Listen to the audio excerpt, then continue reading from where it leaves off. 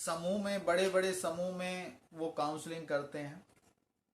लेकिन मेरा मानना है कि वो काउंसलिंग नहीं है, वो एक अवेयरनेस प्रोग्राम हम कह सकते हैं उसे, कैरियर अवेयरनेस प्रोग्राम कह सकते हैं। और वो कैरियर अवेयरनेस का मतलब है कि हमें वहाँ पर ये जानकारी इकट्ठी की जाती है कि कैरियर कितने प्रकार के हो सकते हैं, कौन कौन से कैरियर हो सकते हैं, जिनमें से किसी एक को हम जीवन में लक्ष्य बना करके प्राप्त कर सकते हैं। कैरियर को बीच में मतलब समायोजित भी किया जा सकता है, एक दूसरे के साथ समायोजित भी किया जा सकता है। कैरियर को बदला भी जा सकता है। तो कैरियर का मतलब है कि रोजगार के अवसर कहाँ कहाँ हैं, व्यवसाय के अवसर कहाँ कहाँ हैं, उनको समझना और सीखते रहना। ए जीवन अपने काम के बारे में सीखते रहना, वहाँ एक अच्छे कैरियर की बात की जा सकती है। और कहाँ सीखा जा सकता है? जहाँ अपना इंटरेस्ट होगा, रुचि होगी। तो हम पहले बात कर लेते हैं कि कैरियर आज के चलन में कौन कौन से हमें दिखाई देते हैं। एक तो दिखाई देता है ट्रेडिशनल जॉब जो हैं,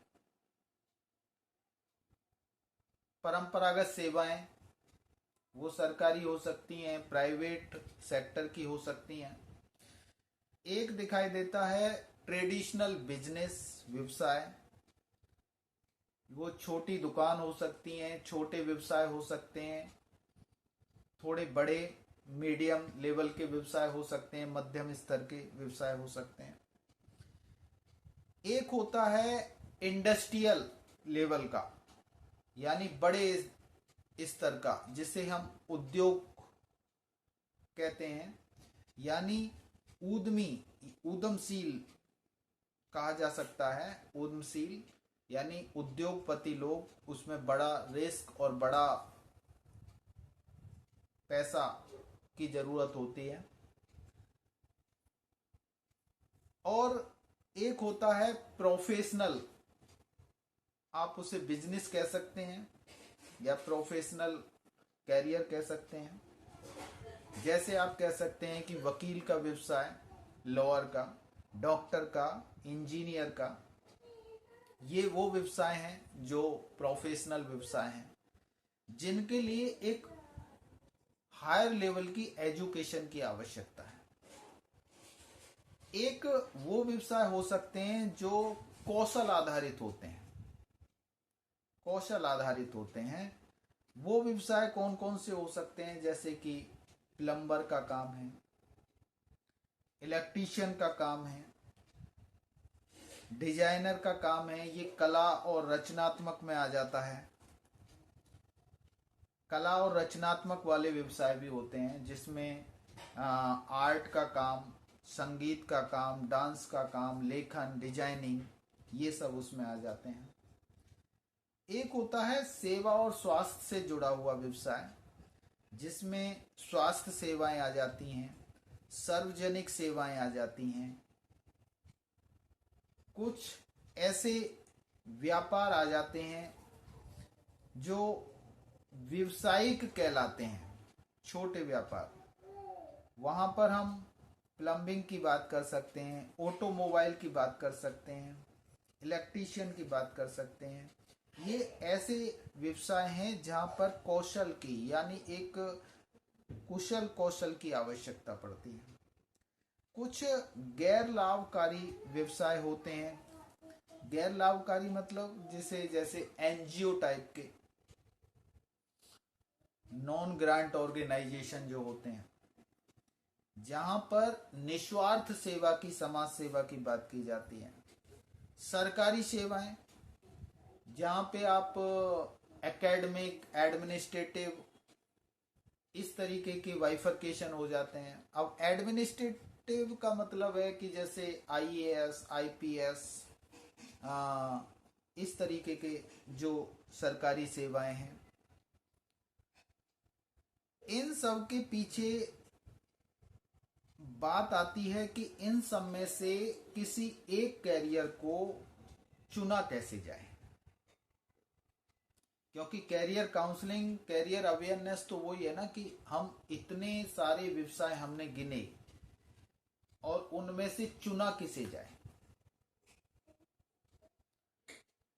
तो चुनने के लिए सबसे पहले हमें देखना पड़ेगा कि हमारा इंटरेस्ट कहाँ है, रुचि, अपनी रुचि को समझना पड़ेगा और अपने कौशल और शिक्षा को समझना पड़ेगा।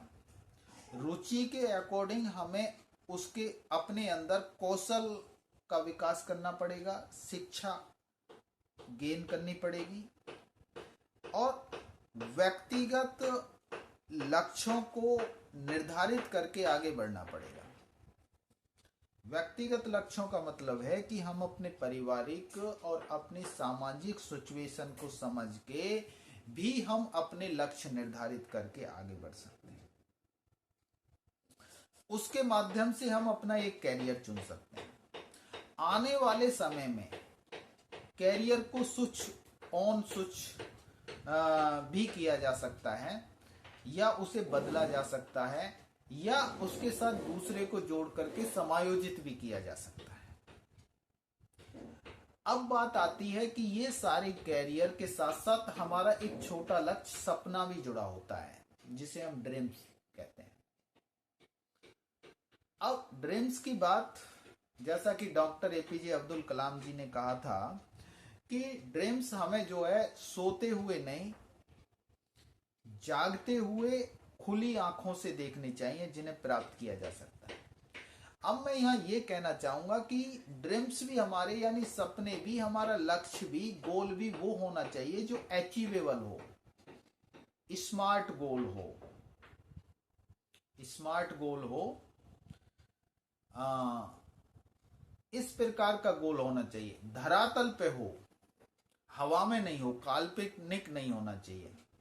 यानी जो हम जहां खड़े हैं वहां से खड़े होकर के हम उसे अपनी आंखों से देख सकें, यानी वो हमारी कैपेसिटी के अकॉर्डिंग होना चाहिए, क्षमता के अनुकूल अनुसार होना चाहिए, उसे ही प्राप्त किया जा सकता है। हाँ, ये हो सकता है कि समय समय पे उसमें अपडेशन किया जाए, अपग्रेड किया जाए, समय समय पर उसे अपनी महत्वाकांक्षा को बनाए रखते हुए, अपनी इच्छाओं को बनाए रखते हुए उसे बढ़ाया जा सकता है।